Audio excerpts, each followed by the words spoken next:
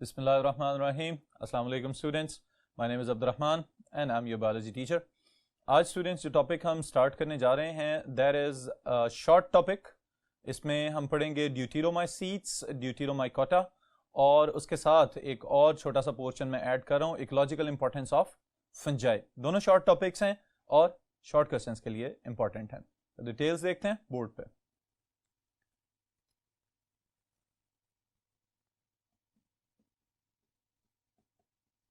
All right.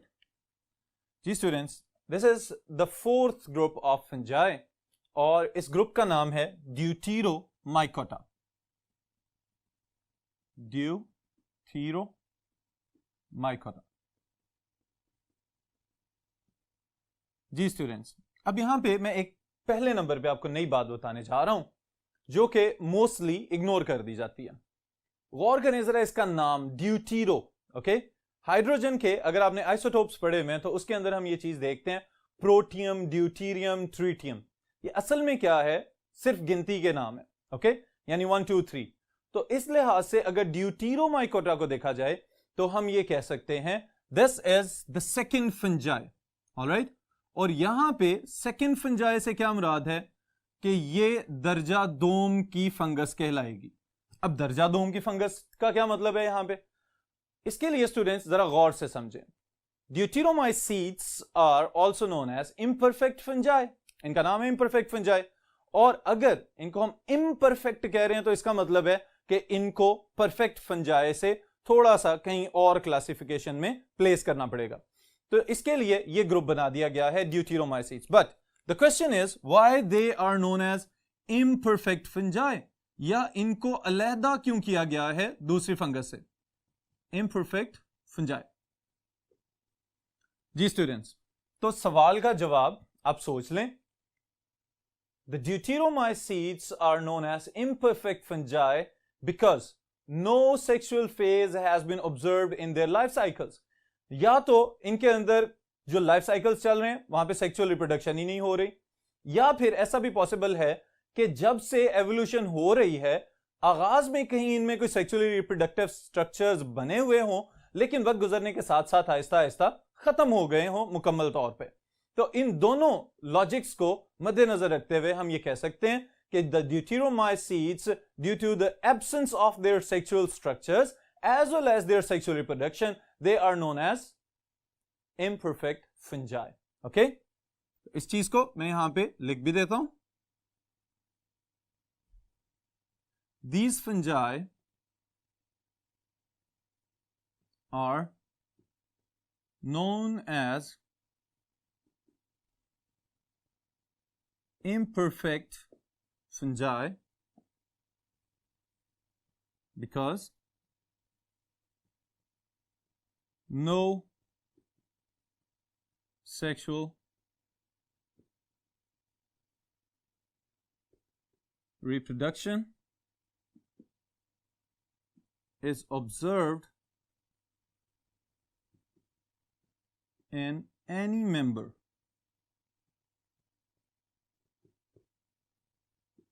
Alright, कोई sexual reproduction नहीं है. फिर इसके बाद एक और भी पॉसिबिलिटी जो हम डिस्कस कर सकते हैं कि ज्यादातर जो इनके अंदर मेंबर्स हैं they are more closely related to ascomycetes. और एस्कोमाइसीट्स क्या हैं? वो फंजाई जो एस्कोस्पोर्स बनाते हैं. ऑलराइट, ड्यूटेरोमाइसीट्स के वो मेंबर्स कि जिनके अंदर ऑब्जर्व किया गया कि कोई ना कोई रिप्रोडक्टिव स्ट्रक्चर मौजूद है या फिर उनके अंदर कोई रिप्रोडक्टिव फेज ऑब्जर्व कर ली गई तो उसके बाद उनको उठा के एस्कोमाइसीट्स में रखा गया. तो ज्यादातर मेंबर्स जिनको रीलोकेट किया गया from deuteromycetes they were classified in ascomycetes later on. Okay, दूसरे नंबर पे हम ये कह सकते हैं कि कुछ मेंबर्स ऐसे भी हैं कि जो एस्कोमाइसीट्स के अलावा बेसिडियोमाइसीट्स और जाइगोमाइसीट्स इनके अंदर भी प्लेस किए गए हैं. ऑलराइट स्टूडेंट्स, तो इसका मतलब यह हुआ कि बजाते खुद तो इनके अंदर कोई भी सेक्सुअली रिप्रोडक्टिव फेज मौजूद नहीं है, लेकिन अगर अभी भी स्टडीज के दौरान, चूंकि बायोलॉजी में बहुत सारे मेंबर्स ऐसे होते हैं कि जो डिस्कवर होते रहते हैं वक्त के साथ साथ, तो हम ये कह सकते हैं कि जैसे ही किसी भी नए डिस्कवर्ड मेंबर में या पहले से डिस्कवर्ड मेंबर में सेक्सुअली रिप्रोडक्टिव स्ट्रक्चर या फेज ऑब्जर्व की जाएगी, उसको वहां से उठा के कहां पे रख दिया जाएगा, into its appropriate group. Alright, और वो ग्रुप एस्कोमाइकोटा का भी हो सकता है, बेसिडियो और जाइगोमाइसीट्स में भी रखे जा सकते हैं। फिर उसके बाद स्टूडेंट्स एक और चीज, क्योंकि अब हमारे पास बहुत ज्यादा एडवांस स्टडीज और टेक्नोलॉजी दोनों चीजें इस्तेमाल हो रही हैं, तो यह भी देखा गया है कि कुछ ऐसे मेंबर्स के जिनके अंदर कोई भी रिप्रोडक्टिव स्ट्रक्चर नहीं बनता, सेक्सुअली रिप्रोडक्टिव स्ट्रक्चर, उनको क्या किया जाता है, डीएनए सीक्वेंसिंग के जरिए उनके अप्रोप्रिएट ग्रुप में रख दिया जाता है। अब ये क्या चीज है जी, डीएनए सीक्वेंसिंग? देखें, दोनों जो अल्फाज हैं, डीएनए तो एब्रिविएशन है, डीऑक्सीराइबोन्यूक्लिक एसिड, और दूसरी चीज है सीक्वेंस। इसका मतलब क्या है कि डीएनए बजाते खुद न्यूक्लियोटाइड्स पे मुश्तमिल होता है और किसी भी एक मखसूस जानदार के अंदर एक मखसूस तरतीब से न्यूक्लियोटाइड्स को अरेंज किया होता है। ऑलराइट, अब स्टूडेंट्स अगर जेनेटिक सीक्वेंस देखा जाए, यानी कि डीएनए का सीक्वेंस देखा जाए, किसी एक मेंबर का सीक्वेंस किसी दूसरी क्लास के किसी मेंबर से क्लोजली रिजेंबल करता हुआ हो, तो क्या किया जाएगा, इसको यहां से उठा के उस ग्रुप में रख दिया जाएगा। इसका मतलब यह है कि अब हमारे पास दो बातें आ गई हैं, या तो कोई सेक्सुअली रिप्रोडक्टिव फेज ऑब्जर्व कर ली जाए, या फिर खाली जेनेटिक सीक्वेंस अगर रिजेंबल कर रहा है क्लोजली, तो उसको भी उठा के यहां से उस ग्रुप में रख दिया जाएगा। ऑलराइट, तो ये है कुछ जनरल बातें, why this group is known as imperfect fungi and how the members of Deuteromycota are now classified. Okay? फिर इसके बाद स्टूडेंट्स जो अगली बात हमारे पास आ रही है, that is about their examples.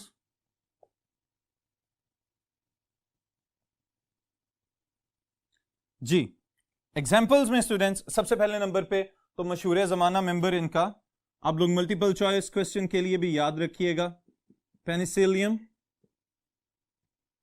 that is also known as blue mold or green mold. All right, फिर इसी तरह aspergillus,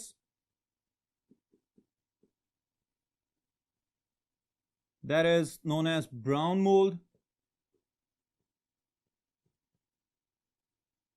Then as fusarium, then as helminthosporium, and alternarium. All right students, examples याद रखिएगा multiple choice question के लिए कि these members they belong to imperfect fungi because no sexual phase has been observed in their life cycles. Okay, फिर उसके बाद इनका एक और member जिसको हम थोड़ी डिटेल में पढ़ेंगे अभी, that is the penicillium. Okay,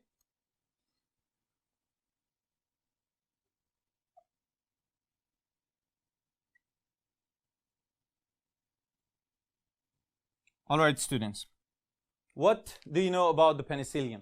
इसके मुताल्लिक कोई ऐसी इंफॉर्मेशन जो आपके जहन में हो?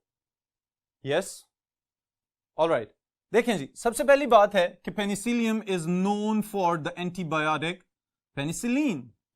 इसकी पहचान जो है वो है एक अदद एंटीबायोटिक जो कि डिस्कवर की अलेक्जेंडर फ्लेमिंग ने, और उसने कहा कि ये फंगस के एक्सट्रैक्ट से हासिल की गई एंटीबायोटिक है और इससे हम दूसरे नुकसानदेह माइक्रोब्स, जर्म्स को खत्म कर सकते हैं। ऑलराइट, तो सबसे ज्यादा तो इसकी एक ये अहमियत है। फिर उसके बाद स्टूडेंट्स अगर हम सिर्फ स्ट्रक्चरली बात करना चाहें अबाउट पेनिसिलियम, तो हम ये कह सकते हैं कि they hyphae, they are septate. Alright, अगर हम इसके मोड ऑफ न्यूट्रिशन की बात करें तो इसका जवाब तो सबको आना चाहिए। Yes, what kind of mode of nutrition can be observed in penicillium? क्या हो सकता है? Okay, ji students, because it is a fungus, so it should be heterotrophic. All right, और कौन सी heterotrophic है? It is saprotroph. Saprotroph है तो इसकी वजाहत के लिए मैं एक और लफ्ज का इजाफा कर देता हूं, this is decomposer. All right, इसका मतलब यह है कि अगर हमने इसको देखना हो तो कहां पे देखें? कहीं भी कोई खराब होती हुई खुराक नजर आ जाए, ऑलराइट, या फिर कोई फल गल सड़ रहे हों तो उनके ऊपर एक फजी सी अपीयरेंस बनाएगा। और चूंकि हमने इसको अभी यहां पे मेंशन किया था, इट इज ब्लू मोल्ड और ग्रीन मोल्ड, तो ब्लू या ग्रीन कलर की सर्कुलर कॉलोनीज बनाता हुआ नजर आएगा। स्ट्रॉबेरीज के ऊपर भी ये आपको नजर आ सकता है, और साथ ही साथ जो सिट्रस फ्रूट है, स्पेशली माल्टे वगैरह, उनके ऊपर ये एक बड़ी सिग्निफिकेंट किस्म की ग्रोथ शो करता है। ऑलराइट, देन एक इसका अपना characteristic feature, that is conidia. Yes, now you should know what are conidia. Conidia are asexual spores by which imperfect fungi usually reproduce. Okay? अब कोनिडिया हैं क्या, इसको डिफाइन कर लेते हैं। Asexual spores, all right, present in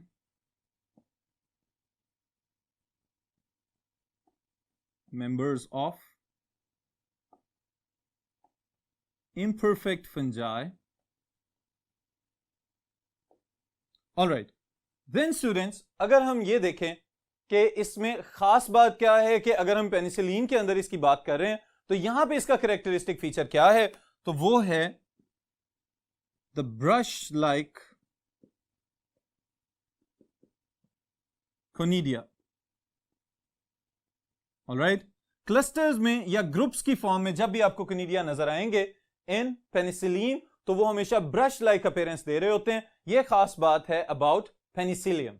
alright, then students, एक बहुत important short question है ड्यूटेरोमाइसीट्स के अंदर, जो कि मैं यहां पे मेंशन कर रहा हूं। आप जरूर इसको समझें और इसको लिखने के लिए भी तैयार हो जाएं।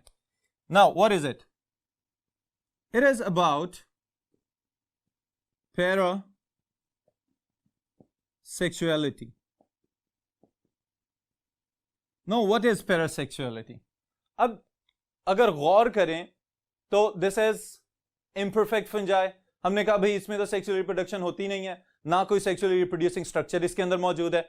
तो ये पैरासेक्सुअलिटी क्या चीज आ गई है?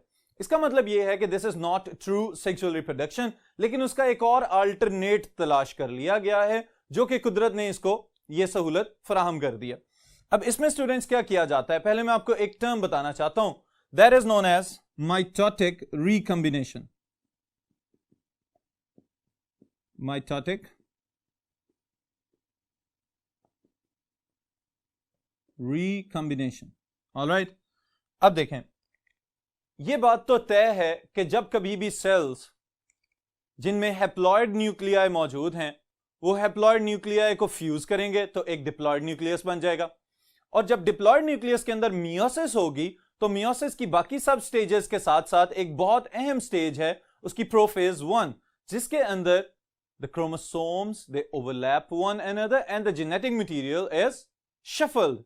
एक क्रोमोसोम से दूसरे क्रोमोसोम में जीन्स का तबादला कर दिया जाता है। तो इस प्रोसेस को कहते हैं रिकॉम्बिनेशन। ओके, और फिर उसके बाद क्रोमोसोम्स दोबारा अपनी असली हालत में आ जाते हैं। अब स्टूडेंट्स, यहां पे मैंने मियोसिस का जिक्र नहीं किया, बल्कि मैंने कहा है माइटोटिक रिकॉम्बिनेशन। ओके, इसका क्या मतलब है? इसका बहुत गहरा ताल्लुक है पैरासेक्सुअलिटी के साथ, कि जब कभी भी रिप्रोडक्शन करना चाहेंगे इसके कुछ मेंबर्स, उनमें क्या होगा, न्यूक्लियाई जो हैं वो करीब करीब आएंगे और फ्यूज कर जाएंगे with in the same Haifa. Okay, एक ही हाइफे के सेल्स के अंदर भी पैरासेक्सुअलिटी को ऑब्जर्व किया जा सकता है।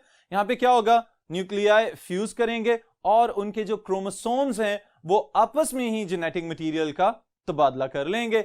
अब यहां पे मियोसिस नहीं हुई, रिडक्शन डिवीजन नहीं हुई, प्रॉपर क्रॉसिंग ओवर उस तरह से नजर नहीं आ रही जैसे स्टेप बाय स्टेप चेंजेस के साथ हमें मियोसिस होती हुई नजर आती है। यहां पे माइटोटिक रिकॉम्बिनेशन में उस तरह से तो नहीं होगा, but the components, the genes, they will be shuffled from one to other chromosome. Okay, इस प्रोसेस को हम कहते हैं parasexuality. And this is very important short question students. Okay, then जो दूसरा पार्ट मैंने आपको कहा था, इसके साथ हम ऐड कर रहे हैं, it is about ecological importance of fungi. जी, अब स्टूडेंट्स, इकोलॉजिकल और इकोनॉमिक इंपॉर्टेंस, ज्यादातर ये दो किस्म की टर्म्स यूज की जाती हैं। ओके, अब इन दोनों में डिफरेंस का भी आपको पता होना चाहिए, फर्क भी समझ लें और साथ ही साथ इसको याद भी रख लीजिएगा। एक टर्म है ecological importance. Now what is ecological importance? Ecology हम कहते हैं कि माहौल का मुतालिया। ओके, इसका मतलब यह है कि अगर कोई भी जानदार एनवायरमेंट के लिहाज से फायदेमंद या नुकसानदेह है तो वो उसकी इकोलॉजिकल इंपॉर्टेंस कहलाएगी, जिसमें ना सिर्फ ह्यूमंस बल्कि बाकी तमाम इकसाम के लिविंग ऑर्गेनिजम्स और उस एक मखसूस इकोसिस्टम के तमाम फैक्टर्स शामिल हों या मुतासिर हो रहे हों, वो उस लिविंग ऑर्गेनिज्म की क्या कहलाएगी? Ecological importance. ओके, फिर अगर दूसरी तरफ आ जाएं तो हम ये कह सकते हैं that is economic importance. Economic importance का लफ्जी मतलब बनता है मुआशी अहमियत। ओके, और मुआशी अहमियत को हम अपने ऊपर अप्लाई कर लें, वो तमाम किस्म की इंपॉर्टेंस जो किसी भी जानदार की डायरेक्टली और इनडायरेक्टली रिलेटेड है टू द ह्यूमंस, तो हम ये कह सकते हैं that is economic importance. Okay, उसमें कुछ खाने पीने वाली अशिया भी शामिल होंगी और उसमें कुछ मेडिकल इंपॉर्टेंस की चीजें भी शामिल हो सकती हैं, और तो और उसमें डिजीज कॉजिंग लिविंग ऑर्गेनिजम्स भी हो सकते हैं जो इंसानों में बीमारियां फैलाते हैं। फिर हम जरा इसकी बात कर लें कि how fungi is ecologically important. Okay, इसके लिए स्टूडेंट्स मैं चाहूंगा कि आप इसको 3 पार्ट्स में डिवाइड कर लें। The first one, decomposers.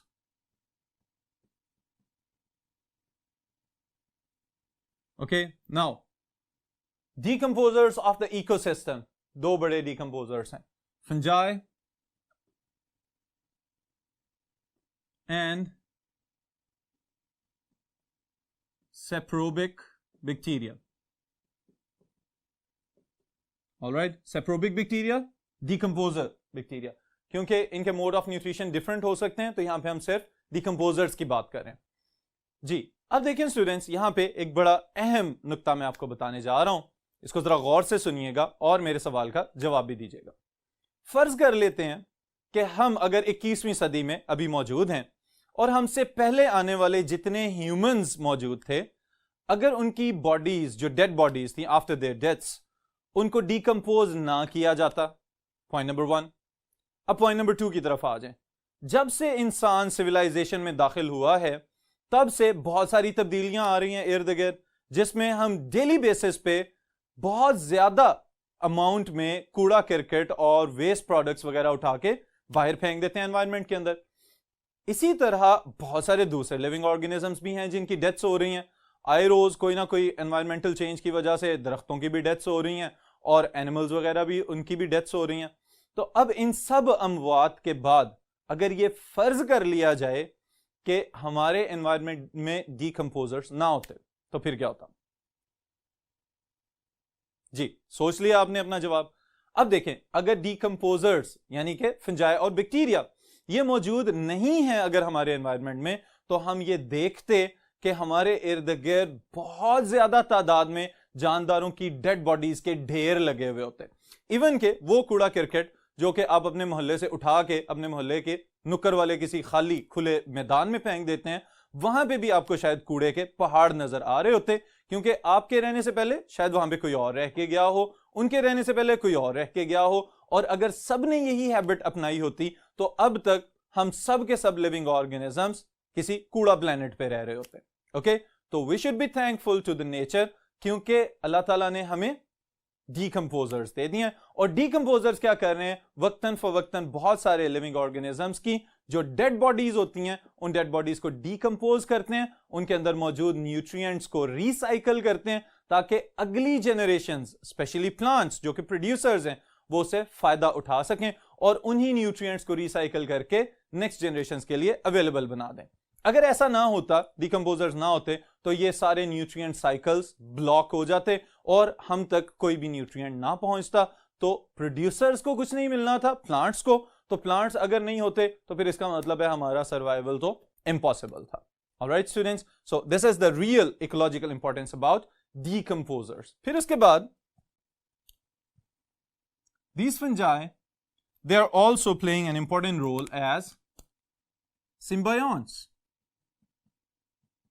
दूसरे जानदारों के साथ मिलके भी तो रह रहे हैं एनवायरनमेंट के अंदर, और सिम्बायोंट्स में स्टूडेंट्स आपको याद होना चाहिए, they make up a mutualistic association of fungi and algae.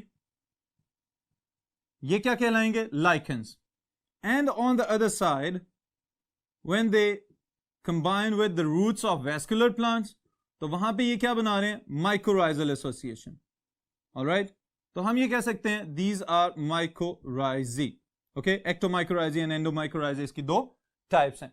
This is the relationship between fungi and roots of vascular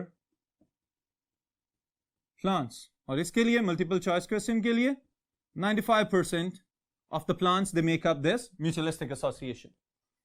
Okay, अब देखें सिम्बायोंट्स के तौर पे माइकोराइजे की पहली बात कर लेते हैं हम कि what are mycorrhizae? They are the mutualistic symbionts in which fungi they combine with the roots of the vascular plants. और वेस्कुलर प्लांट्स की रूट्स के साथ मिलके ये क्या फायदा पहुंचा रहे हैं? इर्द गिर्द से ऐसे न्यूट्रिएंट्स जो नॉर्मली रूट हेयर्स जज़ब नहीं कर सकते, ये अपने राइजोइड्स के जरिए एंजाइम्स को बाहर भेजते हैं, उनको तोड़ते हैं और फिर पहुंचा देते हैं रूट्स के अंदर वेस्कुलर टिश्यूज तक. ऑलराइट, तो ये तो माइकोराइजे के तौर पे इसकी इंपॉर्टेंस है. इसी तरह सरफेस एरिया फॉर एब्जॉर्प्शन भी बढ़ा रहे हैं. लेकिन दूसरी तरफ स्टूडेंट्स लाइकेंस की अगर हम बात करें तो ये लाइकेंस क्या कर रहे हैं? फंजाई एल्गी के साथ मिलकर रह रही है और एल्गी के साथ मिलकर रहने के साथ साथ इनकी एक बहुत जबरदस्त बात है और वो क्या है कि they are lichens first intruders. Alright, इसके लिए एक और टर्म भी यूज होती है, pioneers in ecological succession. Alright, अब इसको कोई आप में से जानता है पहले से कि ये इकोलॉजिकल सक्सेशन क्या चीज है? ओके, देखें जी, ये जो इकोलॉजिकल सक्सेशन है इससे क्या मुराद है स्टूडेंट्स कि जब कभी भी कहीं कोई सख्त किस्म की चट्टानें या पत्थर मौजूद हैं जहां पे पहले कोई लाइफ फॉर्म भी मौजूद नहीं है, तो वहां पे जिंदगी का आगाज लाइकेंस करते हैं. ओके, और फिर लाइकेंस क्या करते हैं? उस एरिया को, उस जगह को अवेलेबल बना देते हैं for the survival and existence of other living organisms. फिर बाद में वहां पे छोटे मॉसेस, ब्रायोफाइट्स वगैरह, फिर उसके बाद हर्ब्स, श्रब्स और फिर बड़े दरख्त आके उगना शुरू हो जाते हैं. हर्ब्स और श्रब्स जड़ी बूटियां और झाड़ी नुमा पौधे. ओके, फिर इस चीज को हम कहते हैं इकोलॉजिकल सक्सेशन के simple to complex life forms grow करते चले जाना किसी एक जगह पे. तो वहां पे जिंदगी का आगाज कौन कर रहा है? Lichens. But at the same time they have another role, और वो क्या है? They are biological indicators.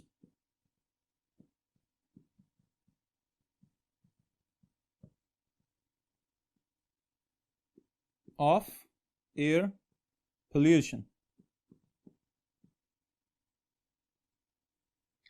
Ji students, कि अगर किसी जगह पे बहुत खुशगवार किस्म की हवा है और बहुत जबरदस्त किस्म का एनवायरनमेंट रहता है जहां पे लाइकेंस ग्रो कर सकते हैं, तो lichens will show a marvellous growth on that part.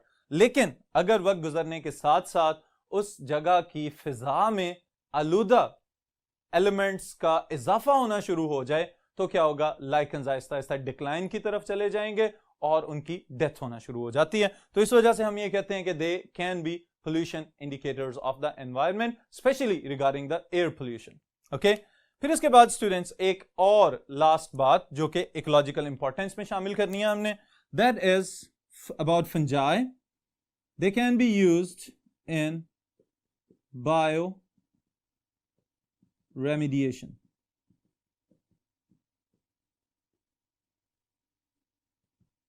जी, ये स्टूडेंट्स जो बात है बायोरेमिडिएशन की, ये फंजाई के साथ किस तरह से रिलेट की जाती है. अब देखें, मैंने आपको एक बात बताई हुई है कि the fungi they are resistant living organisms. ऐसा भी पॉसिबल है कि कम से कम pH 2 पे और उसके बाद 2 to 9 की रेंज में फंजाई सरवाइव कर सकती है.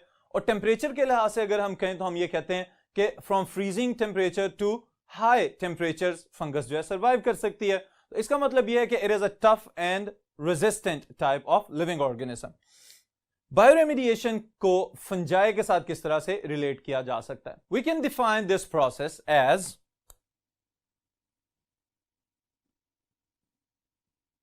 the removal or degradation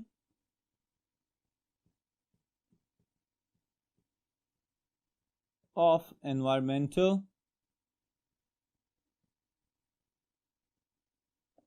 pollutants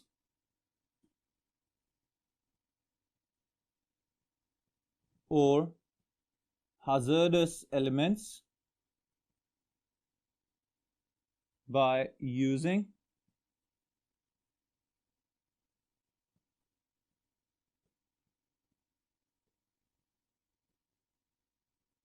living organisms. जी स्टूडेंट्स, ये हमने डिफाइन कर लिया है बायोरेमिडिएशन को। अब देखें बायोरेमिडिएशन क्या है। किसी भी जानदार को इस्तेमाल करते हुए माहौल में मौजूद खराब एनवायरमेंट पोल्यूशन कॉजिंग पोल्यूटेंट्स को या किसी नुकसानदेह एलिमेंट को खत्म कर देना। स्पेशली अगर एग्जांपल ली जाए तो मैं आपको एक मिसाल देता हूं। बाज़ औक़ात समंदर में तैरते हुए ऐसा होता है कि कोई ऑयल टैंकर, बहुत बड़े बड़े जो तेल बरदार जहाज होते हैं, उनमें कोई लीकेज हो जाए या कोई और उनके अंदर डिफॉल्ट या डिफेक्ट आ जाए और उसकी वजह से उस जहाज में से तेल लीक हो जाए, तो ये एक बहुत बड़ा नुकसान होता है फॉर द मरीन लाइफ। जो समंदर में मछलियां और बाकी जानदार पाए जा रहे हैं उनकी डेथ्स भी हो जाती हैं बाज़ औक़ात ऑक्सीजन डेफिसिट की वजह से। लेकिन इसका इलाज भी अब मौजूद है एज बायोरेमिडिएशन। क्या किया जाता है स्टूडेंट्स कि खास किस्म के बैक्टीरिया इस्तेमाल किए जाते हैं। वो बैक्टीरिया उस जगह पे स्प्रेड कर दिए जाते हैं, बिखेर दिए जाते हैं जहां पे ऑयल जो है वो स्पिल हो चुका हुआ है, ऑयल जो है वो गिर चुका हुआ है और फैल गया। अब क्या किया जाएगा कि ये बैक्टीरिया उस ऑयल को वहां से एब्जॉर्ब करेंगे और पानी की सफाई हो जाएगी। ऑलराइट, फिर इसी तरह एक और एग्जांपल अगर हम देखें तो फंगस की एक मखसूस किस्म है कि जहां पे नॉर्मली इंडस्ट्रीज या फैक्ट्रीज वगैरह अपने एफ्लुएंट्स जो फासिद किस्म के खराब और पोल्यूशन कॉजिंग एलिमेंट्स हैं वो पानी में मिला रहे होते हैं, वहीं पे ये फंगस जो है वो ग्रो करते हुए उन एलिमेंट्स को एब्जॉर्ब कर लेती है और वो पानी जो आगे एनवायरनमेंट में जा रहा है वो पहले की निस्बत साफ हो चुका हुआ होता है। तो बायोरेमिडिएशन को हम यूं कह सकते हैं कि जानदारों को इस्तेमाल करते हुए जानदारों की भलाई के लिए माहौल को साफ कर लेना, this process is known as bioremediation. और इसके लिए fungi and bacteria they are the tough guys. Alright students, तो इसको यहीं पे हम रोक रहे हैं, फिर इंशाअल्लाह ताला कंटिन्यू करेंगे इसको with the next topic in next session.